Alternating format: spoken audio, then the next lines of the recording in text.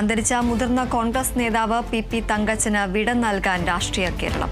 രാവിലെ 10 മണിയോടെ മൃതദേഹം ആലുവ രാജഗിരി ആശുപത്രിയിൽ നിന്ന് പെരുമ്പാവൂരിലെ വീട്ടിലെത്തിക്കും. പ്രധാന നേതാക്കളെല്ലാം അന്ത്യാഞ്ജലി അർപ്പിക്കാൻ വീട്ടിലെത്തും.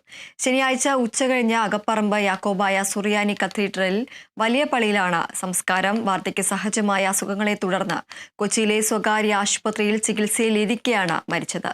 ശ്വാസകോശ അണുബാധയെ തുടർന്ന് കഴിഞ്ഞ ഓഗസ്റ്റ് 15-നാണ് പി തങ്കച്ചനെ ആശുപത്രിയിൽ പ്രവേശിപ്പിച്ചത്.